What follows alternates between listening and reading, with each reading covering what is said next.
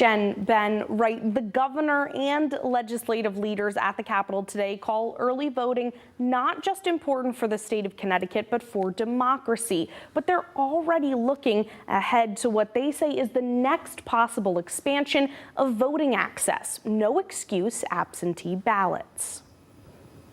We heard very loudly and clearly that people wanted more time to vote. Tuesday, Governor Lamont signed legislation enacting a system of early voting in Connecticut. Don't take the vote for granted. People around the world are fighting for the right to vote.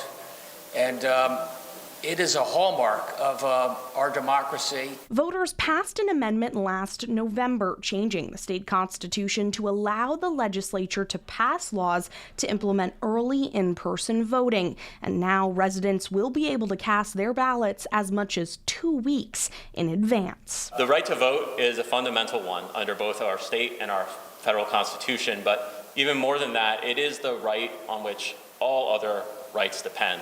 But early voting isn't the only way election access could be expanded in Connecticut. The state legislature approved a resolution this session to ask voters if they want no excuse absentee ballots. We'll go to the voters in 2024, so they get to weigh in on whether or not they'd like to see our Constitution changed. So the legislature could start debating it as early as 2025.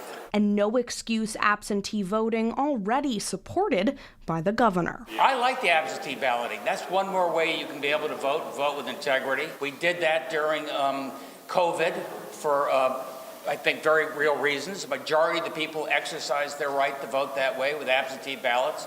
Something I'd like to extend, and we'll work on that.